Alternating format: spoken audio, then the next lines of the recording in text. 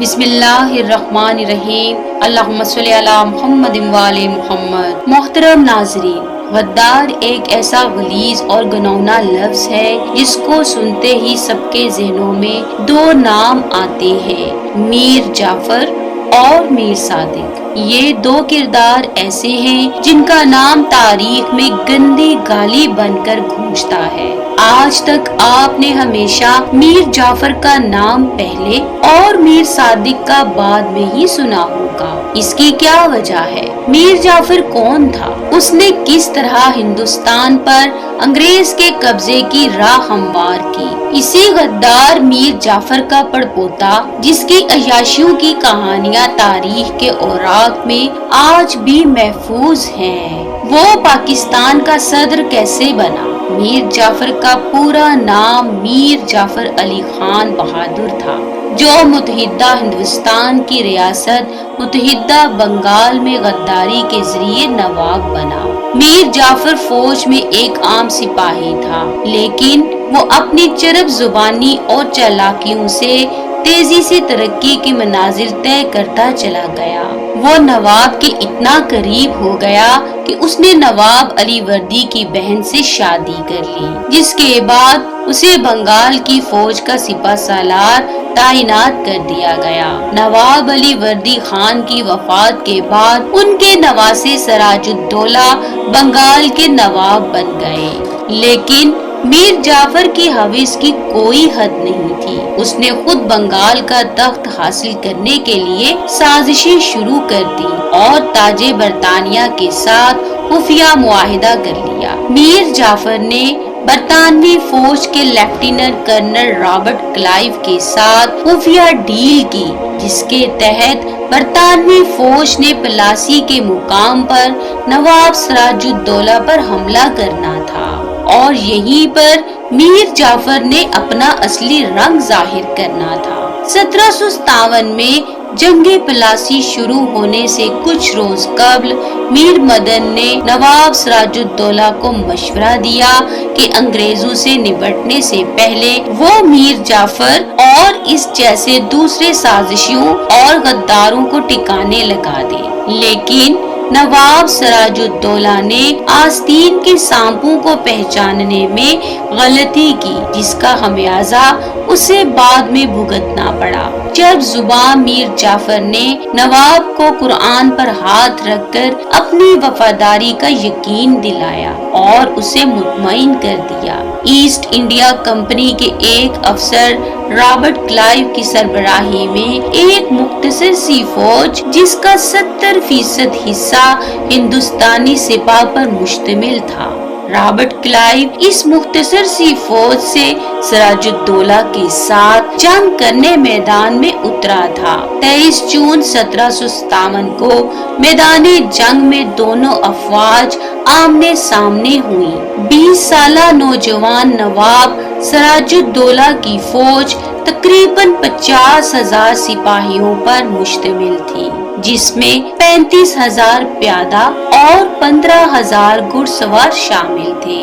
اس زمانے کے دستور کے مطابق ریاست کا سربراہ نواب سراج الدولہ فوج کا کمانڈر ان چیف تھا، ڈپٹی کمانڈر ان چیف میر مدن تھا۔ فوج کے مختلف ڈویژن مختلف جنرلوں کی کمان میں تھے، جن میں سے ایک جنرل میر جعفر تھا، جس کا پورا نام محمد جعفر علی تھا۔ اس طرح سراج الدولہ کی فوج کلائیو کے مقابلے میں 17 گنا بڑی تھی۔ کلائیو کے پاس 12 جبکہ سراج الدولہ کے پاس 53 توپیں تھیں۔ اس طرح کلائیو کے مقابلے میں نواب کا توپ خانہ بھی چوگنا تھا۔ جنگ شروع ہوئے 3 گھنٹے گزر چکے تھے۔ کلائیو نے پسپا ہونے کا فیصلہ کر لیا۔ اس وقت اس نے دیکھا کہ نواب سراج الدولہ کی فوج کا ایک حصہ اپنی فوج سے الگ ہو کر اس کی جانب آ رہا ہے۔ یہ میر جعفر کی ڈویژن تھی۔ اس دن آسمان پر بادل چھائے تھے۔ 11 بجے آسمان اچانک پھٹ پڑا۔ تیز بارش میں نواب سراج الدولہ کی گرجتی 53 توپیں خاموش ہو گئیں، کیونکہ बारूद और तोपों को मतवक्को बारिश से बचाने के लिए कोई इंतजाम न किया गया था। इस बेतदबीरी और अदम तवज्ही ने जंग का और अगले 200 साल के लिए हिंदुस्तान की तकदीर का फैसला कर दिया। बारूद भीगने और तोपों के पानी में नहाकर आरजी तौर पर खामोश हो जाने की वजह से नवाब सिराजुद्दौला के लश्कर में खौफ फैल गया। ये देखकर बहादुर और वफादार डिप्टी कमांडर इन चीफ फौज का हौसला बढ़ाने के लिए खुद मैदाने जंग में कूद पड़ा। मीर मदन और नवाब सिराजुद्दौला ने आखिरी लम्हात तक अंग्रेजों का डटकर मुकाबला किया, लेकिन मीर जाफर की गद्दारी और फौज की बुज़दिली की वजह से जंग का नक्शा बदल गया। दूसरी तरफ मीर जाफर कुरान पर दिए गए हलफ भी भूल गया। बंगाली फौज का बारूद भीग जरूर गया था, मगर नाकारा नहीं हुआ था। उसे खुश्क करने के बाद दोबारा इस्तेमाल में लाया जा सकता था। इसके अलावा बंगाली फौज को फैसला कुन अददी बर्तरी भी हासिल थी, लेकिन मीर जाफर बिक चुका था।